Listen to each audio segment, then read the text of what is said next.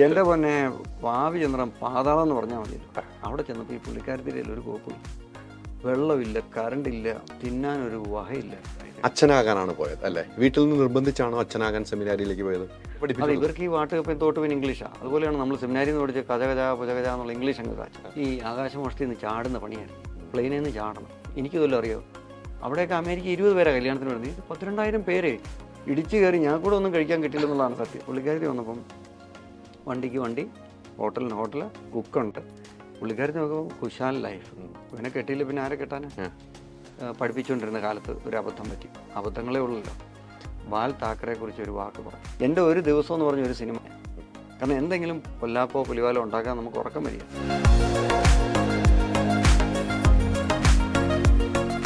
നമസ്കാരം. വലിയൊരു ജീവിതകഥയുള്ള ഒരു മനുഷ്യനാണ് എൻ്റെ മുമ്പിലിരിക്കുന്നത്. സിറിയക് ആലഞ്ചേരി. നമസ്കാരം. നമസ്കാരം സാർ.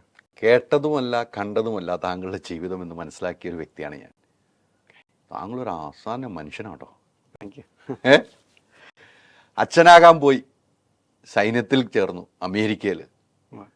അച്ഛനാകാനാ പോയത്. അവിടെ നിന്ന് ചാടി ഒരു മദാമയെ അടിച്ചു മാറ്റി ഇത് അമേരിക്കയിൽ പോയി, സൈന്യത്തിൽ ചേർന്നു. ഭയങ്കര കഥയാണ് താങ്കളുടെ ജീവിതകഥ.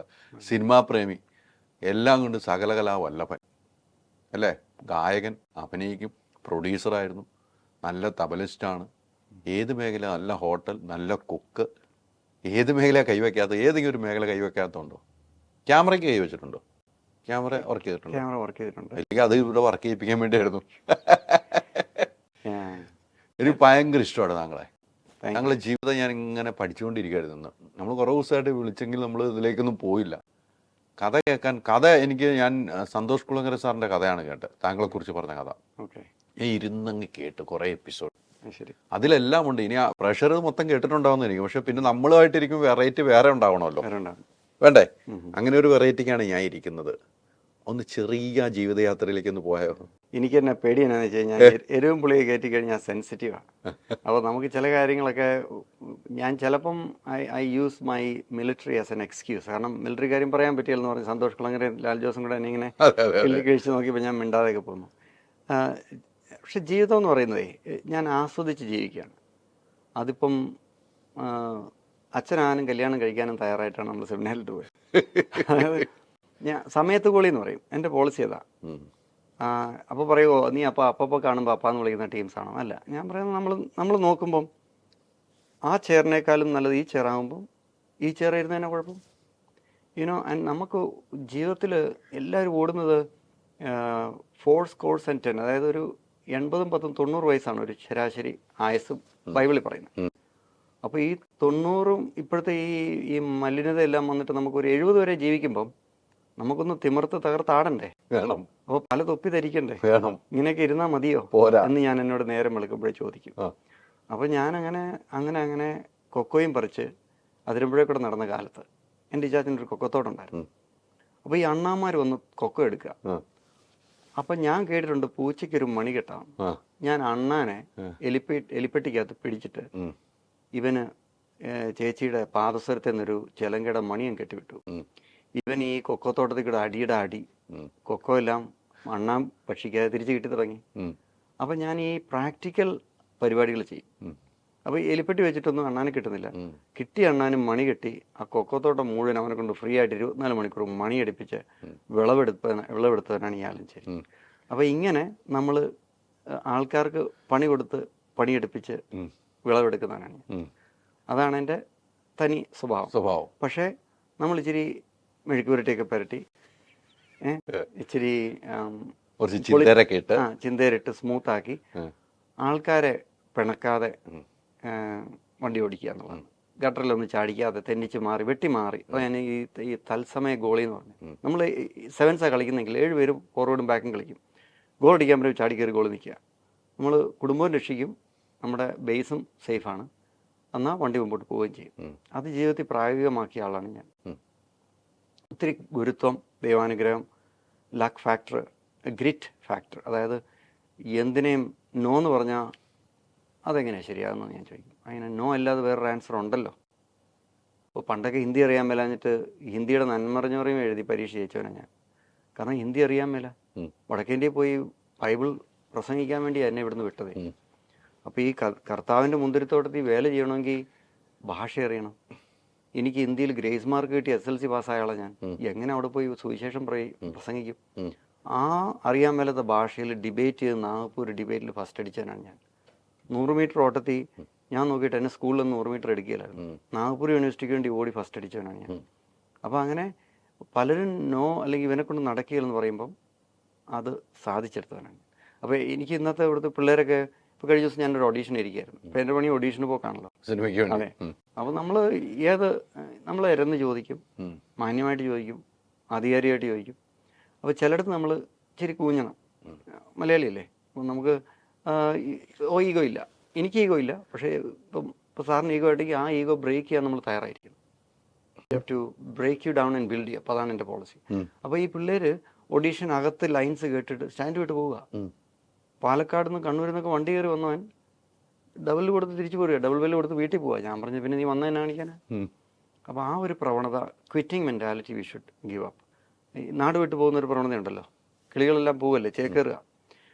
ഞാനും ചേക്കേറിയവനാണ്, പക്ഷേ ഞാൻ തിരിച്ചു വന്നിരിക്കുകയാണ്. നമുക്ക് ഈ നാടിനോട് എന്നും സ്നേഹമാണ്. അപ്പോൾ ആ പ്രണയം തീർക്കാൻ എല്ലാ വർഷവും വരും. ഇവിടുത്തെ ഇച്ചിരി തട്ടുദോശയൊക്കെ കഴിക്കും, എല്ലാവരോടും സമ്പർക്കം പുലർത്തും. ഇപ്പം ഞാൻ അപ്പുറത്തെ ഓഫീസിൽ നിന്ന് മുണ്ടെടുത്ത് സ്കൂട്ടറിൽ ഇങ്ങനെ ചരിഞ്ഞിരുന്നു വന്നപ്പോൾ ഞാൻ ആ മോനോട് പറഞ്ഞാക്കില്ലേ, ഇതൊരു എക്സ്പീരിയൻസാണ്. Take every moment as an experience, enjoy it.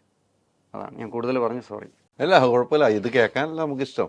ഇതിപ്പം ഞാൻ പറയേണ്ടത് ഞാൻ ഇങ്ങനെ ഇരുന്നാൽ മതി, എനിക്ക് കേട്ടോണ്ടിരിക്കുക. സന്തോഷ് കുളങ്ങര സാർ ഇങ്ങനെ പറഞ്ഞുകൊണ്ടിരുന്നു, നമ്മൾ കേട്ടോണ്ടിരുന്നില്ലേ. ഇതുപോലെ താങ്കൾ നേരിട്ട് പറയുമ്പോൾ കേൾക്കാൻ രസം. എന്നെ അധികം പേര് മലയാളികൾക്ക് അറിയത്തില്ല, കാരണം എന്നെ അതിനകത്ത് ലൈവായിട്ട് കാണിക്കുന്നില്ല. ഇല്ല. ഇപ്പം ഇന്നലെ 24 വന്നു, ഇന്ന് ഇവിടെ വന്നു, നാളെ എവിടെയാണെന്ന് നമുക്കറിയത്തില്ല. പക്ഷെ നമ്മളങ്ങനെ പ്രയാണം തുടർന്നുകൊണ്ടേയിരിക്കുന്നു, പറച്ചിലും തുടരുക. അത് പൊളിറ്റിക്കൽ കറക്റ്റ്നെസ് ഇമ്പോർട്ടൻ്റ് ആണ് ഇന്നത്തെ കാലത്ത്. അല്ലെങ്കിൽ നാളെ രാവിലെ ഇതിന് പണി കിട്ടും. അതുകൊണ്ട് എനിക്ക് ഇവിടുത്തെ ഈ രാഷ്ട്രീയ മതപരമായ കാര്യങ്ങളിലൊന്നും വലിയ അറിവില്ല. ഒരു കണക്കിന് ഇഗ്നോറൻസ് ഈസ് ബ്ലിസ് എന്ന് പറയും. ആലഞ്ചേരി പിതാവിന്റെ ആരെങ്കിലും ആണോ? കുടുംബപരമായിട്ട് ബന്ധമുണ്ടെന്ന് പേഴ്സണലി ആക്ച്വലി ഇന്നുമായിട്ട് ഞാൻ പുള്ളിയെ കാണുന്നുണ്ട്. അദ്ദേഹം ഞാനുമായിട്ട് നല്ലൊരു സുഹൃത്ത് ബന്ധമുണ്ട്. 97 അദ്ദേഹത്തെ കുവൈറ്റിൽ ഒരുമിച്ച് കൊണ്ടുപോയി അവിടെ ഒരു സൗഹാർദ്ദ ചർച്ചയ്ക്ക് വഴിയൊരുക്കിയവനാണ് ഞാൻ. അപ്പോൾ അന്ന് മുതൽ അദ്ദേഹം തമിഴ്നാട്ടിലെ ബിഷപ്പായിട്ടിരുന്നപ്പോൾ മുതൽ എനിക്ക് നല്ല സ്നേഹബന്ധമുണ്ട്. കുടുംബക്കാരാണോ? ഞാനതൊന്നും റിവീൽ ചെയ്യുന്നില്ല. ആലഞ്ചേരി സംശയമുള്ളവർക്ക് ഒന്ന് കറക്റ്റായിട്ട് പോയിക്കോട്ടെ എന്ന് പറഞ്ഞ് ഞാൻ പറഞ്ഞു. ആലഞ്ചേരി നെയിമുണ്ട്, ഞാൻ അതിനെക്കുറിച്ചൊന്നും പറയുന്നില്ലെന്ന് പറയും. പക്ഷേ ഞങ്ങൾ തമ്മിൽ നല്ല സൗഹൃദ ബന്ധമുണ്ട്. ഒത്തിരി ആലഞ്ചേരിക്കാരുണ്ട്. ആലഞ്ചേരി ചങ്ങനാശ്ശേരി അതിരൂപതയിലുള്ള വലിയൊരു ഫാമിലിയാണ്. അപ്പം വല്യപ്പന്മാർ അങ്ങോട്ട് മാറി ഇങ്ങോട്ട് മാറി. ഇവിടെ ഈ കുടുംബ കൂട്ടായ്മ മീറ്റിങ്ങിലൊക്കെ അങ്ങോട്ടും ഇങ്ങോട്ടും തുരുത്തിക്കുറിച്ചി, അതിരമ്പുഴ, പലയിടത്തും ഉണ്ട്. പ്രവിത്താനം, പലയിടത്തും ഉണ്ട് ആലഞ്ചേരിക്കാർ. അങ്ങനെ നമ്മളൊരു ബന്ധുവാണോന്ന് വെച്ചാൽ ബന്ധുവാണ്, സൗഹൃദമാണെങ്കിൽ സൗഹൃദമാണ്. എനിക്ക് ഇന്ന് മുതൽ ഹൈദരാബാദിലായിട്ട് നമ്മളൊരു പ്രത്യേക കണക്ഷൻ ആയിരിക്കും. I would maintain friendship then relationship. അപ്പം ഞാൻ കല്യാണം കഴിച്ച മദാമയായിട്ട് ഇന്ന് ഞാൻ വളരെ സൗഹാർദ്ദത്തിലാണ്, സ്നേഹബന്ധമുണ്ട്. അതാണ് നമ്മളൊരാളുമായിട്ട് പിരിഞ്ഞു പോയാലും കൈ കൊടുത്ത്. അമേരിക്കൻ പോളിസി അതാ, thank you for your service എന്ന് അവരെല്ലാ വിമുക്ത ഭടന്മാരോടും പറയും. ഏത് കടയിൽ ചെന്നാലും ചായ മേടിച്ചു തരും. ആ ഒരു ഫ്രണ്ട്ലി അറ്റ്മോസ്ഫിയർ എൻജോയ് ചെയ്യുന്നൊരു അമേരിക്കൻ കൂടിയാണ്. At the same time Dil may Hindustan. തീർച്ചയായിട്ടും. എന്തായാലും നമുക്ക് കുറച്ച് കാര്യങ്ങൾ പറഞ്ഞെങ്കിലും എനിക്ക് 2 കാര്യങ്ങൾ ചോദിക്കണമല്ലോ. അച്ഛനാകാനാണ് പോയത് അല്ലേ? വീട്ടിൽ നിന്ന് നിർബന്ധിച്ചാണോ അച്ഛനാകാൻ സെമിനാരിയിലേക്ക് പോയത്? അല്ല, ഞാൻ പറഞ്ഞു തന്നിരത്തില്ല. എൻ്റെ അമ്മ 5-ാം ദിവസം മരിച്ചുപോയി. അപ്പോൾ മുതൽ ഞാനിങ്ങനെ ഒരു 5-ാം ദിവസം എന്ന് പറയുമ്പോൾ ജനിച്ച് 11-ാം തീയതി ജനിക്കുന്നു, 16-ാം തീയതി അമ്മ മരിക്കുന്നു. അതൊരു അന്നത്തെ കാലത്തെ medical lack of I don't know what happen. എന്തായാലും അമ്മ പോയി. അപ്പോൾ അന്ന് മുതൽ നമുക്ക് സപ്പോർട്ടില്ല. കാര്യം പലരും സപ്പോർട്ട് ഉണ്ടെങ്കിലും അമ്മയെന്ന് പറയുന്നത് അല്ലേ വീടിൻ്റെ വിളക്കല്ലേ. പുള്ളിക്കാരത്തി പോയതോടെ എൻ്റെ ജീവിതം പലരും നമ്മുടെ അമ്മമാരാകുന്നു, പലരും നമ്മുടെ ബന്ധുക്കാരാകുന്നു. അവകാശം പറഞ്ഞ് പലരും ഇന്നും വരാറുണ്ട്. അവിടെ നിന്നെയൊക്കെ വളർത്തിയതൊക്കെ ഞാനാന്ന് പറഞ്ഞു. ഇപ്പോഴും കൊച്ചമ്മായി, പൊന്നാമള്ളൊരു കൊച്ചമ്മായുണ്ട്, അമ്മയുടെ ആങ്ങളുടെ ഭാര്യ. പുള്ളിക്കാരത്തിയൊക്കെയാണ് എന്നെ മുലയൂട്ടി വളർത്തി. അവർക്ക് അതിൻ്റെ ആവശ്യമില്ലായിരുന്നു. അങ്ങനെ എന്നെ സഹായിച്ച അനേകം പേരുണ്ട്. ഇന്നിപ്പം മെൽവിൻ സഹായിച്ചുകൊണ്ട് ഞാനിവിടെ ഇരിക്കും അല്ലേ. അങ്ങനെ നമ്മൾ തമ്മിൽ കണക്ട് ആയി. അങ്ങനെ നമ്മുടെ ബന്ധങ്ങളാണ് ഞാൻ പറഞ്ഞു. ഈ നമ്മുടെ സൗഹൃദ ബന്ധത്തിന് വലിയ ആഴമുണ്ട്. ഞങ്ങൾ ഇറാഖ് യുദ്ധത്തിന് മുമ്പ് ഇങ്ങനെ തിരിഞ്ഞു നിൽക്കും. ഇവിടെ ഒരുത്ത് നിന്നിട്ട് കവർ മീ വയലായി മൂവ് എന്നാണ് പറയുന്നത്. ഞാൻ പോകുമ്പോൾ എന്നെ സംരക്ഷിക്കണമെന്ന് അവനോട് ഞാൻ പറയുക. കാരണം എനിക്ക് എൻ്റെ പുറകെ കണ്ണില്ല. ജീവിതത്തിൽ അങ്ങനെ യാത്രയിൽ നമ്മൾ പരസഹായം കൂടി മറ്റുള്ളവരുടെ കൈകൾ പിടിച്ചാണല്ലോ പടവുകൾ കയറുന്നത്. അതിപ്പം മലകയറ്റക്കാരാണേലും അഗാധ സമുദ്രത്തിൽ നീന്തുന്നവനാണെങ്കിലും നമുക്ക് എപ്പോഴും ഒരു താങ്ങുള്ളത് നല്ലതാണ്. അതാണ് ബാറ്റിൽ ബഡി സിസ്റ്റം, യുദ്ധത്തിൽ പോകുന്നൊരു കൂട്ടാളി. അപ്പോൾ അമ്മ പോയതോടുകൂടി ഞാൻ ഗ്രാമത്തെയും ബന്ധുക്കാരെയും സ്നേഹിതരെയൊക്കെ കൂട്ടാളികളാക്കി പോയെങ്കിലും 10 കഴിഞ്ഞപ്പോൾ ഞാൻ ഓർത്തു അതിരമ്പുഴ ശരിയായില്ല, ഞാൻ അതിരമ്പുഴ നിൽക്കേണ്ട ആളല്ല എന്ന് ഞാനങ്ങ് തീരുമാനിച്ചു. 10ാം ക്ലാസ് കഴിഞ്ഞപ്പോഴോ? 10ാം ക്ലാസ്. അപ്പോൾ സെമിനാരി പോകണമെങ്കിൽ ഈ മണ്ണുത്തിയിലൊക്കെ 7ാം ക്ലാസ് കഴിഞ്ഞാൽ ചെന്നെടുക്കും, മൈനർ സെമിനാരി പോലെ ആസ്പിരൻ്റ് ആയിട്ട്. ഞാൻ 10 കഴിഞ്ഞപ്പം ഞാൻ അന്നത്തെ ദ വീക്കിൽ കണ്ട ഏർക്കാട് ഒരു ഫീച്ചർ കണ്ടു. അങ്ങനെയാണ് ഈ സലേഷ്യൻ സഭയെക്കുറിച്ച് അറിഞ്ഞതും. ഞാൻ 15 വയസ്സുള്ളൊരു പോസ്റ്റ് കാർഡിൽ മണ്ണുത്തിക്ക് എഴുതി. അവിടുന്ന് വൊക്കേഷൻ പ്രൊമോട്ടർ നമ്മളെ വിളിക്കുന്നു. നമ്മൾ അവിടെ ഒരു ക്യാമ്പിന് ചെല്ലുന്നു. അവിടുന്ന് നേരെ ടിക്കറ്റ് കിട്ടുന്നത് കൽക്കട്ട, മദർ തെരേസയൊക്കെ ജോലി ചെയ്യുന്ന കൽക്കട്ട. അന്ന് ഇവിടുത്തെ പണി കുറയുമല്ലോ, പ്രാർത്ഥനകൾക്കൊരു അറുതി വരുമല്ലോ എന്ന് ഓർത്തുകൊണ്ട് അവിടെ ചെന്നപ്പം ഈ കൊല്ലത്തി എന്ന കഥയുണ്ടല്ലോ, ആ അവസ്ഥയായി. അവിടെ പണിയോട് പണി. അപ്പോൾ അവിടുത്തെ ബ്രദർ പറയുന്നത് ചെളിക്ക് അവിടെ വരാമെങ്കിൽ അത് അവിടെ നിന്ന് പോകാൻ സാധിക്കുന്നു. നമ്മളിട്ടുണ്ട് ഉരച്ച് കഴിക്കുക, രാവിലെ മുതൽ വയ്യോളം പണിയും പരവസ്തോലിയും ഈ പരിപ്പ് ഉരുളക്കിഴങ്ങും സെറ്റാകുന്നില്ല. ഞാൻ എൻ്റെ ഇൻഡോറിലുള്ള പെങ്ങളോട് പറഞ്ഞു, പെങ്ങളെ രക്ഷിക്കണേ. പുള്ളിക്കാരത്തി അവിടെ കഴിഞ്ഞു. അവിടെ എത്ര ആൾ ചെന്നു? ഒറ്റ കൊല്ലം. ഒരു കൊല്ലം. അയ്യോ, ഹൂഗ്ലി നദിയിൽ ഒരു കൊല്ലത്തെ വെള്ളം കുടിച്ച് നമ്മളെ ഊപ്പാട് തീർന്നു. കാരണം അവിടെ ഒന്നാമത്തെ കാര്യം ലാംഗ്വേജ് ഒട്ടും അറിയില്ല, ബംഗാളി. പിന്നെ ഭയങ്കര സ്ട്രിക്റ്റ് ആയിരുന്നേ. എങ്കിലും അതിൻ്റെ ഇടയ്ക്ക് നമ്മൾ ഇച്ചിരി തബല പഠിക്കുന്നു, ഇച്ചിരി നാടകം ചെയ്യുന്നു. അവിടെ വെച്ചാണ് തബല പഠിക്കുന്നത്? തബല അതിരമ്പുഴന്ന് പഠിച്ചതല്ലേ? 4-3-7 താളം അറിയത്തുള്ളൂ. പക്ഷെ ആ താളം കൊണ്ട് നമ്മൾ കളം പിടിക്കും. നമുക്ക് അധികം അറിവൊന്നും വേണ്ട. Little knowledge of something and a whole knowledge of one thing. അതാണ് ഇപ്പം താങ്കൾ ഇതിൽ അഗ്രഗണ്യനാണ്, അതുകൊണ്ടാണ് ഞാനിവിടെ ഇരിക്കുന്നത് അല്ലേ. So you know more about journalism, how to interview people. ആ ഒരു കഴിവുണ്ട്. പക്ഷേ താങ്കൾക്ക് മറ്റ് സ്പോർട്സിനെ കുറിച്ച് അറിയാമായിരിക്കും. എന്ന് പറഞ്ഞാൽ നമുക്ക് എല്ലാ കാര്യങ്ങളെക്കുറിച്ച് കുറച്ച് അറിവും അതൊക്കെ വെച്ചിട്ടാണ് നമ്മൾ തബലയായിട്ട് പോയി. തബല അങ്ങനെ ഗുണം ചെയ്തു. സെമിനാരി നമ്മൾ എന്നും രാവിലെ പാട്ട് പാടുമല്ലോ, അപ്പോൾ അക്കമ്പനിമെൻറ്റിന് ആൾ വേണം. അപ്പോൾ അങ്ങനെ കൂടി അപ്പോൾ എന്നും നമുക്ക് ഫ്രീ പ്രാക്ടീസാണ്. അപ്പോൾ താളബോധം നമ്മളിൽ തന്നെത്താൻ വരും. അപ്പം അങ്ങനെ പിന്നെ പ്രീച്ചിങ് കിട്ടും, വാചാലനാകാനുള്ള കഴിവ്. ഇടവചനങ്ങളെ പിടിച്ചിരുത്തണ്ടേ, ദുഃഖവെള്ളിയാഴ്ച കരയിപ്പിക്കണ്ടേ, അതായത് അവരുടെ കുറ്റബോധം ഉണ്ടാക്കണ്ടേ. കാരണം നമ്മൾ കർത്തവ്യവിഷയമായിട്ട് ആ ജീവിതം തുടരണമെങ്കിൽ മനസ്സുകൊണ്ട് ഇണങ്ങണമല്ലോ, ചിന്തയിൽ ഒതുങ്ങണ്ടേ. അപ്പോൾ സെമിനാരിയിൽ ഏറ്റവും വലുത് ഒരു പഠനം എന്ന് പറഞ്ഞാൽ വാചാലനാകുക എന്നുള്ളതാണല്ലോ അല്ലേ? അല്ല, അങ്ങനെ ഒരു സംഭവം ഉണ്ടല്ലോ അല്ലേ? അതാകും. പക്ഷെ പഠിപ്പിക്കുന്നത് തത്വശാസ്ത്രം. ഇടവ ജനങ്ങളെ നമ്മൾ ലോജിക്കിൽ എങ്ങനെ പറഞ്ഞിരുത്താം, അവരെ ഒരു നേതാവായിട്ട് ഒരു ലീഡറായിട്ട് എങ്ങനെ നയിക്കാം. അപ്പോൾ അതിൽ തിയോളജി, ദൈവശാസ്ത്രം.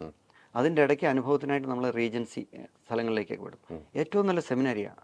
ഒരു യുവാവിന് മിടുക്കനാകാൻ പറ്റിയ കേന്ദ്ര സെമിനാരി. അമേരിക്കയിൽ യുവാക്കൾ നേരെ പട്ടാളത്തിലോട്ട് ചേരും.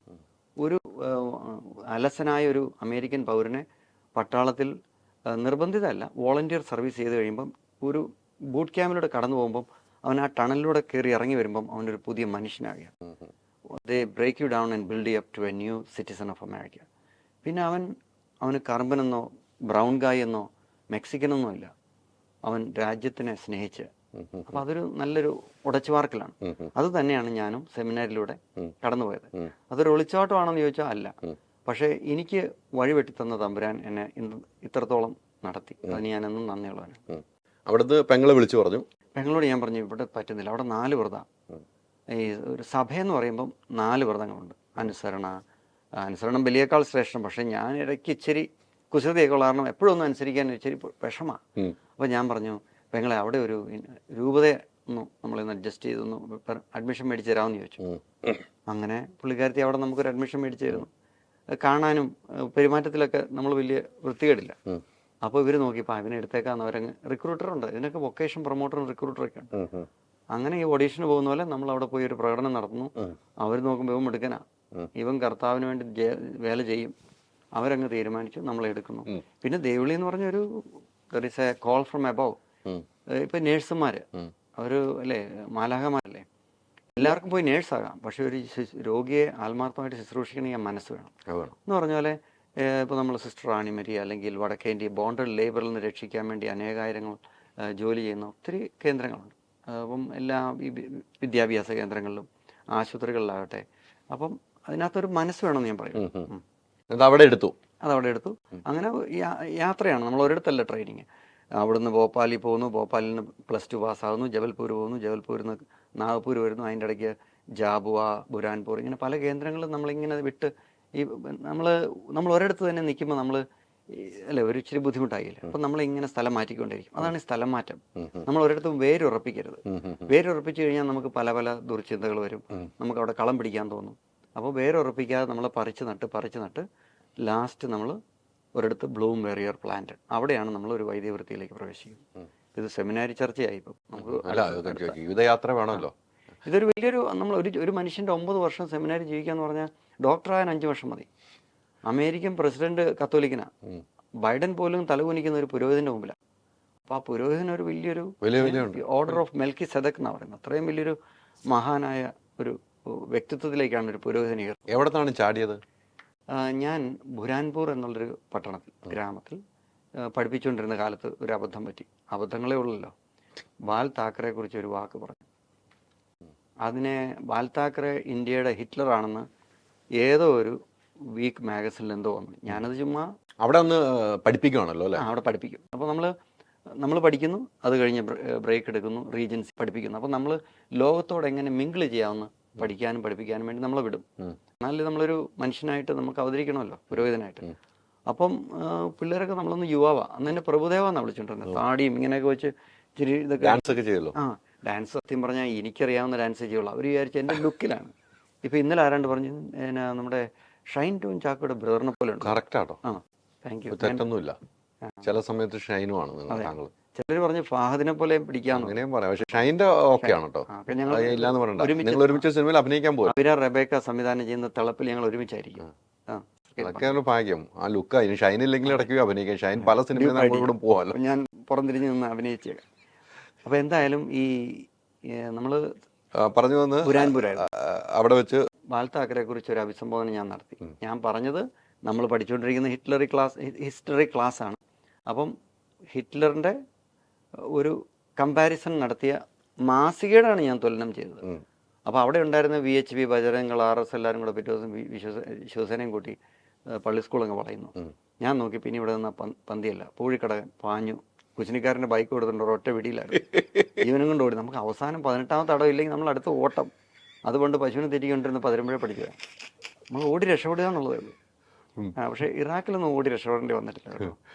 അവിടെ നിന്ന് ഓടി ഓട്ടം പറയാം. ഇറാഖിലേക്ക് നമുക്ക് പോവാം. ഇവിടെ ഓടി വേറൊരു കന്യാസ്ത്രീ എന്നോട് പറഞ്ഞാൽ ബോംബെയിൽ എൻ്റെ വിദേശത്ത് കയറ്റി അയക്കുന്ന എൻ്റെ ഒരു ബന്ധമുണ്ട്, നീ അവിടെ ചെന്ന് പറഞ്ഞാൽ മതി എന്നൊക്കെ പറഞ്ഞ് നമ്മൾ അങ്ങനെ ചെല്ലുന്നു. പക്ഷെ അവിടെ ബോംബെ ചെന്നപ്പം കേരളത്തിൽ നിന്ന് വന്ന് ഒത്തിരി ആൾക്കാരുണ്ട്. ഒരു മുറി 10-18 പേര്. നമ്മൾ കിടന്നിട്ട് രാവിലെ എഴുതേക്കുമ്പോൾ അവൻ്റെ തള്ളവരിൽ നമ്മുടെ മൂക്കിലായിരിക്കും. അതുപോലെ ഇടിച്ച് നിൽക്കുക ജനം. നമ്മളിട്ട് ഷർട്ടിട്ടോണ്ടായിരിക്കും അവൻ ഇൻ്റർവ്യൂവിന് പോയത്. അപ്പം ഞാൻ പലരും വരുന്നു കയറിപ്പോകുന്നു, നമ്മൾ മാത്രം പഴയ പടി, നാം ഇന്നും കിടക്കുന്ന ആ പഴയ പായി തന്നെ എന്ന് പറഞ്ഞ് ഞാനിങ്ങോട്ട് ഇരിക്കുക. അപ്പം ഞാൻ ഇവരെല്ലാം ഇൻ്റർവ്യൂവിന് ഒരുക്കും. പലരുടെ ഇൻ്റർവ്യൂ പോയി ഞാൻ പോയി അറ്റൻഡ് ചെയ്തിട്ടുണ്ട്. അപ്പോൾ നമ്മൾ അബ്ദുൾ സത്താറാന്ന് പറഞ്ഞാൽ പോരെ, ഈ വരുന്ന ഷെയ്ഖിനോ കുവൈറ്റിക്കോ എല്ലാം അറിയാമോ. അതുകൊണ്ട് നമ്മൾ ഇംഗ്ലീഷ് അങ്ങ് കാച്ചുന്നു. പറഞ്ഞ് ഇവനെ അടിച്ചു കൊടുക്കാൻ പറയും. ഞാൻ പറഞ്ഞു ഇവരെല്ലാം പോയാൽ മതി, എനിക്കും പോകണ്ടേ. അപ്പം ഞാനൊരു കാര്യം ചെയ്തു, ഇവരുടെ ട്യൂഷൻ എടുക്കലൊക്കെ നിർത്തി. ട്യൂഷൻ എടുക്കുന്നുണ്ടോ? ചുമ്മാ ഇംഗ്ലീഷ് എന്ന് പറയും. ഇന്റർവ്യൂ അറ്റൻഡ് ചെയ്യാൻ പ്രിപ്പയർ ചെയ്യണം. ഇവർക്ക് ഈ വാട്ടുകപ്പം തോട്ടുപിൻ ഇംഗ്ലീഷാണ്. അതുപോലെയാണ് നമ്മൾ സെമിനാരിൽ നിന്ന് പഠിച്ച കഥകഥ പുജകഥ എന്നുള്ള ഇംഗ്ലീഷ് അങ്ങ് കാച്ചു. അവന്മാർ ഇംഗ്ലീഷ് എല്ലാം പാസ്സാകുന്നു. അവർ പോകുന്നു. ഞാൻ പറഞ്ഞു ചേട്ടാ എനിക്കും പോകണം. പറഞ്ഞു ഇടയിൽ ഇതിന് ആദ്യം വേണ്ടത് പാസ്പോർട്ടാണ്. അപ്പോൾ ഞാൻ നാട്ടിൽ പോയി ചാച്ചനോട് പറഞ്ഞു, അന്നത്തെ പോലീസുകാരന് 100 രൂപ കൊടുത്ത് പാസ്പോർട്ട് അങ്ങ് എടുക്കുന്നു. വെരിഫിക്കേഷൻ വരുമല്ലോ. നമ്മളവിടെ ഇല്ലാത്ത ആളില്ല, റേഷൻ കാർഡിൽ പോലും പേരില്ല. അപ്പം പാസ്പോർട്ട് കിട്ടി. കാരണം നമ്മൾ പേര് പ്രശ്നമൊന്നുമില്ല, മിടുക്കൻ. അങ്ങനെ പാസ്പോർട്ട് കിട്ടി ബോംബെ വരുന്നു. ഒരു ദിവസം ഞാൻ പള്ളിയിൽ നിന്ന് കഴിഞ്ഞ് ഇറങ്ങി വരുമ്പം കുറേ ക്യൂ നിൽക്കുന്നു. ആൾക്കാരെല്ലാം കുവൈറ്റിന് പോവുക. അപ്പം ഞാൻ പറഞ്ഞു ഇത് പാസ്പോർട്ട് അവിടെ ബോംബെയിൽ ആരുടെയും കൈ വെക്കില്ല. വന്ന പാടെ ഏജൻറ്റെ കൊടുക്കും, ഒരു 50,000 രൂപ കൊടുക്കും, നാളെ പോകാന്ന് പറഞ്ഞ് കാത്തിരിക്കുക. എൻ്റെ പാസ്പോർട്ടുണ്ട്. അപ്പോൾ എനിക്ക് അന്ന് ബുദ്ധി വന്നു, പാസ്പോർട്ട് കൊടുത്തിട്ട് ആരും എന്നെ കയറ്റി വിടണമെന്നില്ല. ഞാൻ പാസ്പോർട്ടുമായിട്ട് ലൈനിൽ നിൽക്കുക. വന്നവരൊക്കെ ഇങ്ങനെ ചെതൽപ്പൂര് പോലെ പൊഴിഞ്ഞു പോവുക. എന്നെ മാത്രം അവർ വിളിച്ചു, പാസ്പോർട്ട് ആജാവെന്ന് പറഞ്ഞു. ഞാൻ ചെന്നു. ഭാഷ അറിയാം, ഹിന്ദി അറിയാം. അപ്പോൾ അവർ നോക്കിയപ്പം അവിടെ ഇരിക്കുന്നവരല്ല ഹിന്ദിക്കാരാണ്. അവർ പറഞ്ഞു പടിയ അച്ഛാത്മീയ സ്കൂളിലാവെന്ന് പറഞ്ഞു. അടിച്ചു കിട്ടി പാസ്പോർട്ട്. കുവൈറ്റ് വിസ 2 ദിവസത്തിനുള്ളിൽ നമുക്ക് വിസ വന്നു. ഷട്ട് ഡൗൺ ചെയ്തായിരുന്നു. കുവൈറ്റ് അമീറി പാലസിൽ GCC സമ്മിറ്റ് നടക്കും എല്ലാം 2 വർഷം കൂടുമ്പോഴോ 4 വർഷം കൂടുമ്പോൾ. അപ്പോൾ അതിൽ തൂപ്പുകാരനായിട്ടാണ് പോയത്. ഷെയ്ഖിന്റെ പാലസിലേക്ക് തന്നെ പോകണം. ഷെയ്ഖിന്റെ പാലസിലാണ് പോകുന്നത്. അപ്പോൾ അവിടെ നിന്ന് പോകാൻ ഇപ്പം നേരിട്ട് വിസ അടിച്ചപ്പോൾ പൈസ കൊടുക്കേണ്ട വന്നില്ലേ? ഒന്നും കൊടുക്കേണ്ട വന്നില്ല. സാധാരണ അതിന് കാശ് വേണം. ഫ്ലൈറ്റ് ടിക്കറ്റോ? ഫ്ലൈറ്റ് ടിക്കറ്റ് അല്ല, റിട്ടേൺ ടിക്കറ്റ് വരെ അടിച്ച് കൈ തരിക. കാരണം അവിടെ നിൽക്കാൻ പാടില്ല. GCC സമ്മിറ്റ് കഴിയുന്നു, ആള് നേരെ അതിരമ്പുഴയിൽ എത്തിയിരിക്കണം. അവിടെ ലക്ഷ്യത. അവിടെ വെറുതെ ഞാൻ അവിടെ നിൽക്കാൻ പറ്റില്ല. അവിടെ നിന്ന് ആൾക്കാർ വേറെ വിസ അടിക്കും. അതുകൊണ്ടാവും നടക്കില്ലെന്ന് പറഞ്ഞു. നമ്മളിപ്പോഴേ കണ്ടുവച്ചിരിക്കുക അടുത്ത് അവിടെ എപ്പോൾ ചെന്നെന്ന് ചോദിച്ചാൽ അവൻ പറഞ്ഞു നമ്മൾ പോകണം ഇവർ നമ്മുടെ അടുത്ത കളി. ഞാനവിടെ ചെന്ന് പാടെ ഇവിടുന്ന് നമ്മൾ ആൾക്കാരൊക്കെ നമ്മൾ ഈ ചങ്ങനാശ്ശേരിക്കാരാണല്ലോ, ആൾക്കാരുണ്ട്.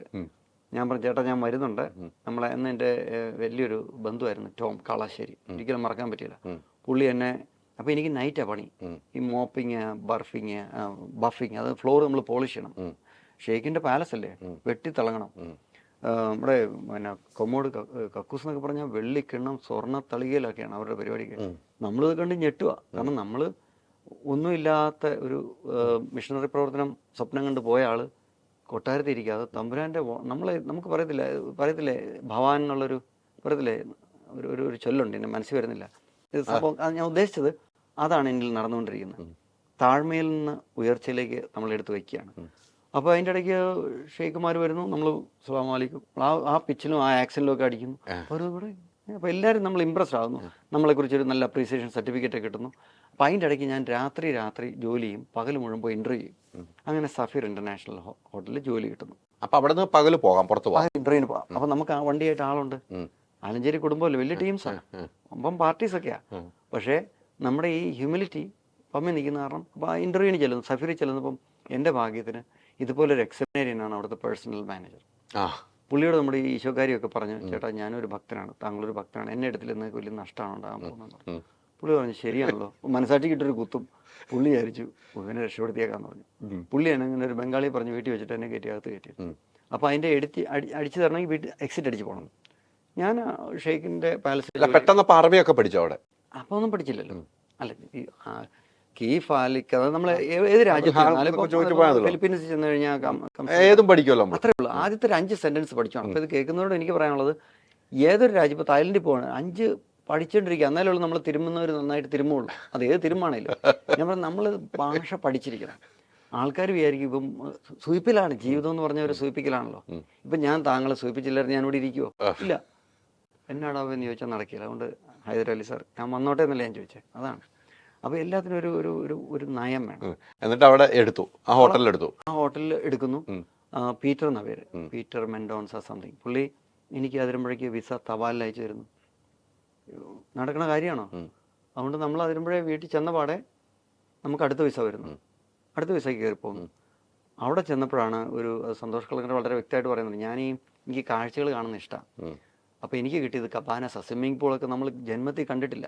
നമ്മൾ അതിരുമ്പോഴേ തോടും ഈ കായൽപ്പുറം വേമ്പനാട്ടുകായലിൽ കണ്ടിട്ടുണ്ട്. നല്ല നീല താമര പോലത്തെ നീല സ്വിമ്മിംഗ് പൂള്, നല്ല മതാന്മാരിങ്ങനെ കിടക്കുക, മത്തി അടുക്കിയിട്ടിരിക്കുന്നില്ല. ഞാൻ ഈ കാട്ടും തള്ളിക്കൊണ്ട് പോവുക, അവിടെ കാട്ട് മുമ്പിലോട്ട് നേരെ ചെന്ന് സ്വിമ്മിംഗ് പൂളിൽ അലച്ച് കെട്ടി കമന്നടിച്ച് താഴെ, നീന്തും അറിയത്തില്ല. മതാന്മാർ നോക്കും, ഒരുത്തം മുങ്ങാൻകുഴിയിട്ട് കളിക്കുക. അവരെ എടുത്ത് പൊക്കിക്കൊണ്ടിട്ട് മറ്റേ ആർട്ടിഫിഷ്യൽ ബ്രീതിങ് അന്ന് രക്ഷപ്പെട്ടു. അതൊരു 1.5 വീഴ്ചയായിരുന്നു, പണി പോയി കിട്ടി. അവർക്ക് മനസ്സിലായി. മാനേജറിന്റെ വൈഫ് അവിടെ ഇരിപ്പുണ്ടായിരുന്നു. ഈ മാനേജർ ഓസ്ട്രേലിയക്കാരനാണ്. അവരൊക്കെ നല്ലപോലെ കംപ്ലൈൻറ്റ് എഴുതി കൊടുത്തു. അവർക്ക് മോശമായിപ്പോയി. കാരണം അവർ നീന്തേണ്ട കുളത്തിൽ ഒരുത്തം കിടന്ന് സോപ്പും ചീപ്പും കണ്ണാടിയും ചെരുപ്പും ടവൽസൊക്കെ കിടന്ന് മെതിയാണ്. അതോടുകൂടി അവിടെ നിന്ന് പോയി തീരുമാനമായി. പീറ്റർ പറഞ്ഞു എനിക്കൊന്നും ചെയ്യാൻ പറ്റില്ല, I would love to help you, പക്ഷേ ഐ എം സോറി എന്ന് പറഞ്ഞ് പുള്ളിയും കൈ കഴുകി. അപ്പോൾ അവർ പറഞ്ഞു നിൻ്റെ വിസ 1 വർഷത്തേനുണ്ട്, നീ പതുക്കെ ഇത് പറഞ്ഞ് ഏതെങ്കിലും ആലഞ്ചേരിക്കാരനെയോ ഒക്കെ പിടിച്ച് നീ പതുക്കെ പണി തപ്പി തുടങ്ങാൻ പറഞ്ഞു. ഞാൻ നിൻ്റെ വിസ ക്യാൻസൽ ആക്കുന്നില്ലെന്ന് അങ്ങനെ ഒരു ഗുണം പുള്ളി ചെയ്തു. ഇത് വൈദ്യൻ കൽപ്പിച്ചതും രോഗി ഇച്ഛിച്ചതും കിട്ടി. എനിക്കാണെങ്കിൽ അവിടെ ഈ 70 കേടിക്ക് എന്നാ പണിയാനാ? അല്ല 30 കേടിയുള്ളായിരുന്നു. 30 കേടി എന്ന് പറഞ്ഞാൽ ഒന്നുമില്ല. ഇവിടുത്തെ വീട് തുറക്കുന്നവന് കിട്ടും, വീട് തുറക്കുന്നവർ കുറച്ചിലായിട്ടല്ല. അപ്പം ഞാൻ പറഞ്ഞു ടോമേ എന്നെ ഒരു 5 സ്റ്റാർ ലെവൽ ഹോട്ടലിലൊന്ന് കൊണ്ട് എത്തിക്കാമെന്ന് ചോദിച്ചു. അങ്ങനെ കുറേ സ്ഥലത്തൊക്കെ ജോലി ചെയ്യുന്നുണ്ട് പാർട്ട് ടൈം, ഒന്നും ശമ്പളമൊന്നും തരില്ല. കാരണം അവർക്കറിയാം ഇവനെ കൊടുത്തില്ലെങ്കിലും കുഴപ്പമില്ലെന്ന്, വേറെ തന്നെ സ്പോൺസറല്ലേ. അങ്ങനെ റീജൻസി ഇതെല്ലാം പറഞ്ഞു പോകണോ ഇന്നങ്ങ് കേട്ടോ, ഹയാത്ത് റീജൻസി അവിടെ. അപ്പോൾ എനിക്ക് ഇംഗ്ലീഷ് അറിയാമെന്ന്, ഞാൻ അവിടെ ഒരു ലെബനീസ് ക്രിസ്ത്യനായിരുന്നു, അമേരിക്കൻ പാസ്പോർട്ടുള്ള. ഞാൻ എപ്പോഴും ആൾക്കാരുടെ വീക്ക്നെസ് നോക്കും. അപ്പോൾ ഇവിടെ ഇപ്പം നോക്കേണ്ട കാര്യമല്ല, അതുകൊണ്ടാണ് ഞാൻ ഇത് നമ്മൾ ഗ്യാരണ്ടീഡ് സ്പോട്ടായാണ് ഇവിടെ കയറിയിരിക്കുന്നത്. അഹമ്മദ് ബഹൽവാൻ എന്നാണ് പേര്, ലെബനീസ് ക്രിസ്ത്യൻ. ഞാൻ അദ്ദേഹത്തോട് വചനമൊക്കെ പ്രസംഗിക്കുന്നു, മലയിലെ പ്രസംഗത്തെക്കുറിച്ചൊക്കെ പറയുന്നു. പുള്ളിക്ക് ഇഷ്ടപ്പെട്ട ഒരു ഇതാണ് മലയിലെ പ്രസംഗം, അതൊക്കെ പറയുന്നു. പുള്ളി അമേരിക്കൻ സിറ്റിസണാണ്. എൻ്റെ ഇംഗ്ലീഷ് അത്യാവശ്യം കൊള്ളാം. അപ്പം അങ്ങനെ ഈ അവരുടെ പരസ്യം എഴുതാനും ഒക്കെ ആയിട്ട് ഒരാളെ വേണമായിരുന്നു. അപ്പം അങ്ങനെ അഡ്വർടൈസിങ് പ്രൊമോഷൻ എക്സിക്യൂട്ടീവായിട്ട് കക്കൂസ് കഴുകിക്കൊണ്ടിരുന്നവൻ പെട്ടെന്ന് ടൈം കെട്ടി കോട്ടിട്ട് കൂട്ടപ്പനാവുന്നു. അപ്പോൾ അങ്ങനെ പെട്ടെന്ന് ജോലി മാറുന്നു, ലെവൽ മാറി. പിന്നെ നമ്മൾ എക്സിക്യൂട്ടീവ് ഡൈനിങ് സെൻറ്ററിലൊക്കെ നമുക്ക് കാറായി, വണ്ടിയായി, നമുക്ക് ലൈസൻസായി, ലെവൽ മാറി. അപ്പോൾ അവിടെ വലിയ ബാങ്കറ്റിൽ വലിയ ഷെയ്ക്കുമാരൊക്കെ വരും. നമ്മളെപ്പോഴും ഇവിടുന്ന് മുമ്പോട്ട് എങ്ങനെയാണെന്ന് പറഞ്ഞാൽ നമ്മൾ ചാടി അടുത്ത പടി ചാടാൻ നോക്കി നിൽക്കുക. അപ്പോൾ ഞാനിങ്ങനെ ചൂണ്ടയിട്ടുകൊണ്ടിരുന്നപ്പോൾ ഒരു ഷെയ്ക്ക് അവിടെ വന്നപ്പോൾ അയാൾ പറഞ്ഞു, എന്ത് ഫറബി കൊഞ്ചം കൊഞ്ചം അറിയാം, ശുവേ ശുവേ. പുള്ളി പറഞ്ഞൊരു കാര്യം ചെയ്യും, എനിക്കൊരു കെട്ടിടമുണ്ട്, നീ അതിനെ കൺവേർട്ട് ചെയ്തൊരു ഹോട്ടലാക്കി തരാൻ പറ്റും. അങ്ങനെയാണ് മിറാജ് ഹോട്ടലിലേക്ക് എൻ്റെ പാലായനം.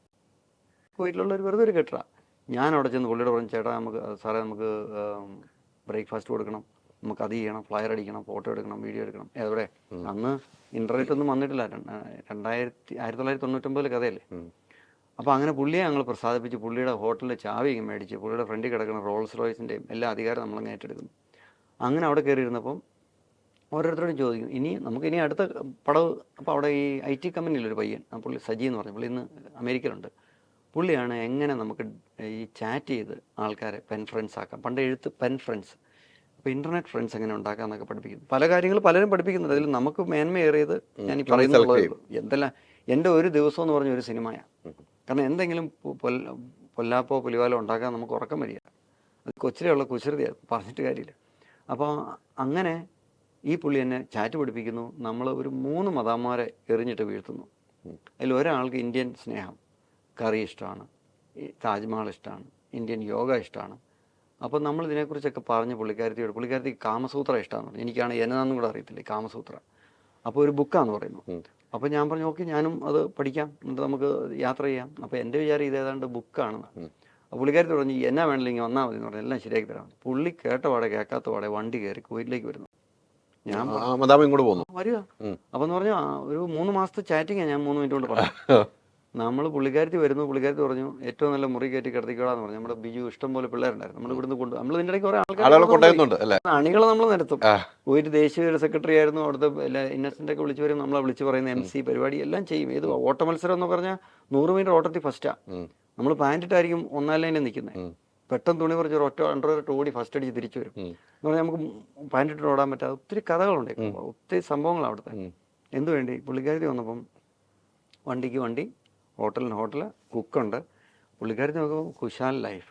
ഇവനെ കെട്ടിയില്ല പിന്നെ ആരെ കെട്ടാനാ പറഞ്ഞു. ഓക്കെ ഞാൻ സമ്മതം മോളിരിക്കുന്നു, രക്ഷപ്പെട്ടു. ലോട്ടറി അടിച്ച പോലെ ആയില്ലേ, മദാമ കെട്ടുന്നു. എവിടെ നിന്ന് ഞാൻ അങ്ങനെ അതിരമ്പഴക്കാരൻ്റെ ഇച്ചാച്ചൻ എൻ്റെ ഫാദറിനെ വിളിക്കുന്നില്ല.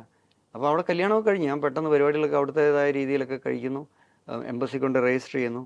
അങ്ങനെ നാട്ടിൽ വന്നു. അത് കുവൈറ്റ് വെച്ചാണ് കുവൈറ്റ് വെച്ച് എല്ലാ പരിപാടികളും നടത്തുന്നു. അതായത് ഇവിടുന്ന് രക്ഷപ്പെടാനുള്ള ഈ ഷെയ്ഖിനെ താക്കോൽ ഏൽപ്പിച്ചിട്ട് വളരെ വിനയാന്വിതനായി പോകാനുള്ള എല്ലാ പരിപാടികളും നമ്മൾ സെറ്റ് ചെയ്യുന്നു.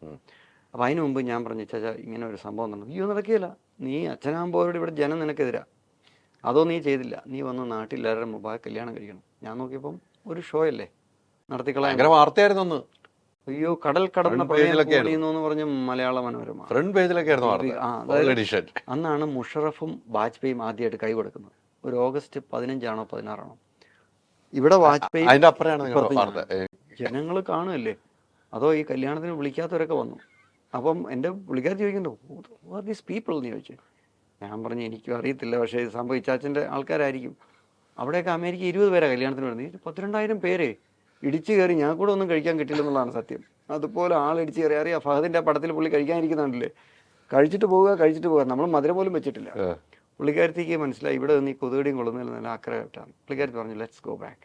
അങ്ങനെ ഞങ്ങൾ എനിക്കും അതായിരുന്നു ആഗ്രഹം. ഇവിടെ വന്നിട്ട് എന്നാ കാണിക്കും, ഞങ്ങൾ ഇവിടുന്ന് പ്ലെയിൻ കയറുന്നു. പുള്ളിക്കാരത്തി ആദ്യം പോയി, എന്നിട്ട് എനിക്ക് വേണ്ടി കളവൊരുക്കാൻ പോകാമെന്ന് പറഞ്ഞ് പുള്ളിക്കാരത്തി പോയി. ഞാൻ ചെന്നു. അവിടെ ചെന്നപ്പം ഈ പുള്ളിക്കാരത്തിൻ്റെ ഒരു പിണ്ണാക്കുമില്ലായിരുന്നു. ഞാൻ വിചാരിച്ചു ഈ പുള്ളിക്കാരത്തി നമ്മുടെയൊക്കെ ഒരു ധാരണയാണ് മദാമ എന്ന് പറഞ്ഞാൽ വലിയ ഗുലാനായിരിക്കും. എൻ്റെ പൊന്നെ പാവിചന്ദ്രൻ പാതാളം എന്ന് പറഞ്ഞാൽ മതിയല്ലോ. അവിടെ ചെന്നപ്പോൾ ഈ പുള്ളിക്കാരത്തിൻ്റെ ഒരു കോപ്പുമില്ല. ഞാൻ പിന്നെ കോപ്പൊന്നും വെള്ളമില്ലെന്ന്. ഞാൻ പിന്നെ അയൽവക്കത്തെ മദാമയോട് മാം ക്യാൻ യു ഹെൽപ്പ് മീ, ഇച്ചിരി കുളിക്കാനായിരുന്നു. അത് ശരി, വെള്ളമില്ല, കറണ്ടില്ല, തിന്നാനൊരു വഹയില്ല. ഞാൻ പറഞ്ഞു ഇതിലും ഭേദം അട്ടപ്പാടി പോകാനാണ്, അട്ടപ്പാടി ഇതിലും ഭേദം. ഞാൻ കഴിഞ്ഞ് പണിക്കിറങ്ങി തുടങ്ങി. 2-ാം ദിവസം മുതൽ നമ്മൾ അവിടെ താമസിച്ചു. ഈ പുള്ളിക്കാരത്തേക്ക് വീടുണ്ട്, പക്ഷെ അതിന്റെ പേയ്മെന്റ് അടച്ചില്ല, അപ്പോഴേ അവർ കട്ട് ചെയ്യും. അങ്ങനെ ഒരു ഗുണമുണ്ട് അവിടെ. കാർ നമ്മൾ പേയ്മെന്റ് അടച്ചില്ലേ വന്ന് പൊക്കിക്കൊണ്ട് പോകും, നമ്മളെ കൊണ്ട് പോയിക്കൊണ്ട് പോകും. അപ്പം അവിടെ ഈ കാര്യത്തിൽ കർക്കശമായിരിക്കും. ഈ പുള്ളിക്കാരി പറഞ്ഞു, നിങ്ങൾ ജോലി ചെയ്തു, അതിനല്ലേ വന്നേ. ഞാൻ മനസ്സിലായി പുള്ളിക്കാരിക്ക് ഒരു ആത്മാർത്ഥം ഇല്ലല്ലോ. ഈ ആദ്യം കാണിച്ചതൊക്കെ ഒരു പൊളിയായിരുന്നു എന്നൊരു വിഷമം പോലെ. ഞാൻ പിന്നെ ജോലി 24 മണിക്കൂറും ജോലി ചെയ്തു. വീക്കെൻഡ് ആകുമ്പോൾ പുള്ളിക്കാരത്തേക്ക് ഒരു തോന്നൽ, ഇച്ചിരി ഗ്യാമ്പിൾ ചെയ്താലോ. അത് ഈ പൈസ ഇട്ട് പണ്ടില്ലേ ക്ലിക്ക് 1 2 2 3 അങ്ങനത്തെ പരിപാടിയൊക്കെ ആയിട്ട് അതും എനിക്ക് അങ്ങോട്ട് ക്ലച്ച് പിടിക്കുന്നില്ല. കാരണം നമ്മളൊരു തെറുപ്പൂടി പോലും വലിക്കാതെ സെമിനാരി മെടുക്കാനായിട്ട് പഠിച്ച് നമ്മൾ ആരെയോ പറ്റിക്കോ ഒന്നുമില്ലല്ലോ. ഈ പുള്ളിക്കാരി ഇത് പറ്റിയിട്ടാണല്ലോ ഞാൻ. അപ്പോൾ അങ്ങനെ തപ്പി പിടിച്ചൊരു ഡോക്ടറെ കിട്ടി. ആ ഡോക്ടർ പറഞ്ഞാൽ നീ ലൈസൻസ് എടുത്ത്. മലയാളിയായിരുന്നു? മലയാളില്ല, പുള്ളി പഞ്ചാബി. പുള്ളിക്കാരൻ്റെ മക്കളെയൊക്കെ ഞാൻ തബല പഠിപ്പിക്കുകയും അവിടെ പോയത് അത് തബല പഠിപ്പിലൊക്കെ തുടങ്ങി. നമ്മുടെ കയ്യിലുണ്ടാവും. എൻ്റെ കയ്യിൽ എപ്പോഴും തവല ഒരു കിഴി ചുമ്മാ ഈ കുചേലം കൊണ്ടുപോകുന്ന പോലെ അതും കൊണ്ട് നടക്കും.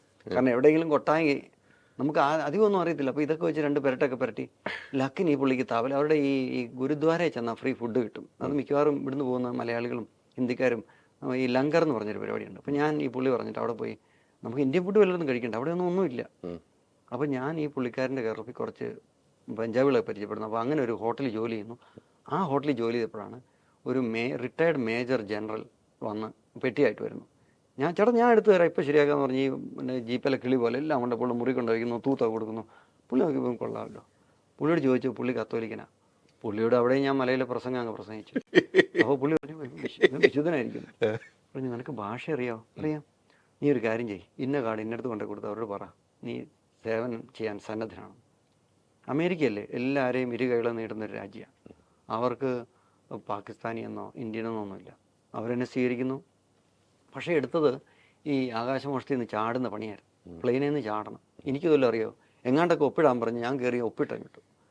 കളിച്ച് പിടിച്ച് പാരച്യൂട്ട് പൊതിയാനാണ് പണി കിട്ടിയത്. ഞാനാണ് ഒരു മാവെ പോലും കയറിയിട്ടില്ല. പ്ലാവെ കയറാൻ പറയുമ്പോൾ ചേട്ടൻ കയറിക്കൊണ്ടെന്ന് ഞാൻ തോട്ടിയിട്ട് നമ്മൾ ചക്ക ഇട്ടിട്ടുള്ളൂ. ഇത് പാരച്യൂട്ടേയും മറ്റും കയറി പ്ലെയിനിൽ നിന്നൊക്കെ ചാടുന്ന ചിന്തിക്കാൻ പറ്റും. എന്തിനു പറയണം, അവിടെയും തമ്പുരാൻ കാത്തു. 5 ചാട്ടം കറക്റ്റായിട്ട് ചാടി പാരച്യൂട്ട് വിങ്സ് നമ്മുടെ ഇവിടെ അടിച്ചു തരും. പിന്നെ നമ്മൾ അപ്പോൾ ഞാൻ വിചാരിച്ചു ഇതുകൊണ്ട് കഴിയണം. അപ്പോൾ പറഞ്ഞല്ല ഇനി നീ പൊതിഞ്ഞ് ചാടണമെന്ന് പറഞ്ഞു. അതായത് നമ്മൾ തന്നെ ചാടാൻ പോണ പാരച്യൂട്ട് പൊതിഞ്ഞിട്ട് ചാടണമെന്ന് പറഞ്ഞാൽ നമുക്ക് അതിലും വലിയ ടെൻഷനാണ്. കാരണം നമ്മൾ ഓരോ മടക്കുമ്പോൾ കറക്റ്റിൽ ഇതിനകത്തോട്ട് കാറ്റ് കയറിയല്ലോ. ഇതിങ്ങനെ വീഴുമ്പോൾ ഇതിനകത്തോട്ട് കാറ്റ് കയറണം, എന്നാലേ ഉള്ളത് കറക്റ്റായിട്ട് ഒന്ന് വീഴുള്ളൂ. ഒരെണ്ണം ഒരു ചരട് പാളി പോയി കഴിഞ്ഞാൽ അലച്ച് കെട്ടി വീഴും. ഉറപ്പാണ്, നടുവൊടിയും, കാല് രണ്ടും പൂട്ടും. അപ്പോൾ ഇത് കറക്റ്റായിട്ട് ചെയ്യാൻ വേണ്ടി പഠിക്കാൻ വേണ്ടി വേറൊരു സ്കൂള്, അതിന് വേറൊരു 6 മാസം. അപ്പോൾ ഇവിടെയെല്ലാം നിൽക്കുമ്പോൾ നമ്മുടെ ചെറുപ്പ് നിൽപ്പോൾ നമ്മളെ ആൾക്കാർ പരിഹസിക്കുന്നുണ്ട്. നമ്മുടെ ആക്സെൻ്റ് ഇവർക്കൊരു പുച്ഛമാണ്. അപ്പോൾ അങ്ങനത്തെ പല പ്രശ്നങ്ങളും നമ്മളെ പ്രശ്നത്തിൽ ഏർപ്പെടുന്നു. അങ്ങനെ ജീവിതങ്ങൾ വേറൊരു രാജ്യത്ത് നമ്മൾ ആ രാജ്യത്തിനിപ്പം പെട്ടെന്ന് ഇപ്പോൾ ഇതിലൊരു സാറിനോട് ചൈന ആർമി ജോലി ചെയ്യാൻ പറഞ്ഞ് നടക്കുമോ? നമ്മൾ മനസ്സുകൊണ്ട് അങ്ങോട്ട് ഒരുങ്ങണം. പിന്നെ നമ്മൾ ആത്മാക്കളെ രക്ഷിക്കാനാണ് അച്ഛനാകാൻ പോയത്. അവിടെ നേരെ ആത്മാക്കളെ മനുഷ്യശരീരങ്ങളെ കൊല്ലാൻ വേണ്ടിയുള്ള പണിക്കാണ്. What's your job as a soldier എന്ന് വെച്ചിട്ട് to shoot, move and communicate എന്നാണ് ഞങ്ങളുടെ പ്രമാണം. മുന്നോട്ട് പോവുക, വെടിവെച്ചിടുക, അതാണ് ഞങ്ങളെ ഒരുക്കുന്നത്. അപ്പോൾ എൻ്റെ മനസ്സിനെയും ശരീരത്തെയും ആത്മാവിനെയൊക്കെ ഒന്ന് ത്വരിതപ്പെടുത്താൻ വേണ്ടിയിട്ട് വലിയ പാടായിരുന്നു. അപ്പോൾ നമുക്ക് പിന്നെ വല്ല ശാന്തതയുള്ള കുടുംബത്തിൽ പറഞ്ഞവനാണ് വട്ടായിപ്പോയനെ. നമ്മൾ ഓൾറെഡി തീയിൽ കൊരുത്തായാണ് അങ്ങനെയൊന്നും വാടിയില്ല. എല്ലാം പഠിച്ചിട്ട് നമ്മൾ ഇറക്കുവാണ്. അതെ, കാരണം ഞങ്ങളുടെയൊക്കെ അവിടെ ചെറുപ്പകാലത്തൊക്കെ പണിഷ്മെൻ്റ് എന്ന് പറഞ്ഞാൽ പുളിവാറ്, തെരണ്ടിവാലിനൊക്കെ അടി വരും. പ്രാർത്ഥനയ്ക്ക് മുട്ടുകുത്തി നിൽക്കണം, പറയേണ്ട ജോലി ചെയ്യണം, രാവിലെ എഴുന്നേറ്റാൽ ഉടൻ ചാർജിലായിരിക്കണം, പള്ളിയിൽ പോകാൻ എഴുന്നേറ്റില്ല വെള്ളം കോരി ഒഴിക്കും. അപ്പോൾ നമ്മൾ ഇച്ചിരിയുടെ ഈ റഫായിട്ട് ജീവിച്ച കാരണം when it is tough the rough keep going എന്നാണ് പറയുന്നത് അല്ലേ. അപ്പോൾ എനിക്കത് ഗുണം ചെയ്തു. ഇവിടെ എൻ്റെ കൂടെ ഉള്ളവന്മാർ ഈ ബേസിക് ട്രെയിനിങ്ങിൽ ഐസ് വെള്ളം കിട്ടിയില്ലെന്ന് പറഞ്ഞ് ആത്മഹത്യ ചെയ്യുന്നു. ഞാൻ പറഞ്ഞിടെ ഐസ് പിടിച്ചിട്ട് പച്ചവെള്ളം കിട്ടിയാൽ മതി എന്ന് പറഞ്ഞ് നമ്മളിരിക്കുന്നു. അപ്പോൾ അമ്മമാർക്ക് ഐസ് ഇട്ടിട്ട് അതിനകത്ത് വെള്ളം ഒഴിച്ച് അവർ വെള്ളം കുടിക്കുന്നു. അത് കിട്ടിയില്ല, അവർ മെൻ്റലി സ്ട്രെസ്ഡ് ആവും. അപ്പോൾ ഇതിനെല്ലാം അതിജീവിച്ച് നമ്മൾ എല്ലാം ചെയ്ത് നമ്മൾ പട്ടാളത്തിൻ്റെ കേന്ദ്രങ്ങളിലെത്തി ജോലി തുടങ്ങും. പാരച്യൂട്ടിൽ നിന്ന് ചാടുന്നു. എനിക്ക് ഫോറിൻ ജമ്പിങ്സ് ഉണ്ട്, ഇന്ത്യക്കാരുമായിട്ട് ചാടിയിട്ടുണ്ട്. ഇവിടുന്ന് ഇന്ത്യൻ ഓഫീസേഴ്സാണ് വരുന്നത്. അവിടെ നമ്മൾ ക്രോസ് ട്രെയിനിങ് ഒക്കെ നടത്തും. അപ്പോൾ ഇന്ത്യക്കാർക്കൊക്കെ അഭിമാനമായിരുന്നു. കാരണം CNN-ലും അവിടെ എന്നെ ഒത്തിരി മലയാളി അസോസിയേഷനൊക്കെ ഫെലിസിറ്റ് ചെയ്യും. നമ്മളൊരു മലയാളി ആദ്യമായിട്ട് എൻലിസ്റ്റഡാണ്. അപ്പം ഓഫീസേഴ്സൊക്കെ ഒത്തിരി പേരുണ്ട്. ഈ ഡോക്ടറായവരൊക്കെ പെട്ടെന്ന് അവർക്കൊക്കെ എളുപ്പമാണ്. എൻലിസ്റ്റഡായിട്ട് ട്രെയിനിന് തലവയ്ക്കാൻ ആരെങ്കിലും പോകുമോ? അമേരിക്ക നമ്മളെത്തി, ഏറ്റവും the land of the free, land of liberty, തേനും പാലും ഒഴുകുന്ന നാടാണ്. അപ്പോൾ അവിടെ ചെന്നിട്ട് ആരെങ്കിലും പോയി ഈ റിസ്ക് എടുക്കുമോ? പക്ഷേ ആലഞ്ചേരി എടുത്തു എന്നുള്ളതാണ്. അതുകൊണ്ടാണ് എൻ്റെ കഥകൾ ഇന്ന് ഇവിടുത്തെ ഏതൊരു മലയാളിയോട് ചോദിച്ചാലും പറയുന്നത്. സന്തോഷ് കൊളങ്ങരയ്ക്ക് അതിന് ഞാൻ ഒത്തിരി കൃതാർത്ഥനാണ്. നമ്മളെല്ലാം പാവം ചെയ്തിട്ടുണ്ട്, പക്ഷെ പിടിക്കപ്പെട്ടവർ വളരെ ചുരുക്കം. ഈ 12 വർഷം സൈന്യത്തിൽ നിന്ന് താങ്കൾക്കെതിരെ ഒരു ആരോപണം ഉന്നയിച്ചിരുന്നല്ലോ ഒരു വനിത. അതെ അതെ, ഈ സൈന്യത്തിൽ തന്നെ. അപ്പം നമ്മളിങ്ങനെ കുറേ ആത്മാക്കളെ രക്ഷിച്ച് നമുക്ക് വേണ്ടി ശബ്ദം ഉയർത്താൻ അവിടെ അണികളുണ്ടായിരുന്നു. ഈ കേസ് വന്നപ്പോൾ ഞാൻ പറഞ്ഞു ഈ കേസ് ഓപ്പൺ കോർട്ട് വെച്ചോളാം. അത് നോക്കുമ്പോൾ നമുക്ക് വിശ്വസിക്കാൻ പറ്റുന്നില്ല. ഇത്രയും വലിയൊരു പ്രശ്നക്കാരി, ഞാനോ പ്രശ്നക്കാരനാണ്, പക്ഷേ ഇത് എനിക്ക് സഹിക്കാൻ പറ്റില്ല. ഞാൻ താമസിച്ച ഫോർട്ട് ലൂയിസ് എന്ന ഒരു ബേസിൽ കഞ്ചാവ് വലിച്ചുകൊണ്ട് പോലീസ് പിടിച്ച് പുള്ളിക്കാരി. അന്ന് കൈക്കുഞ്ഞായ ഇവൻ ബാക്ക് സീറ്റിലിരിക്കും.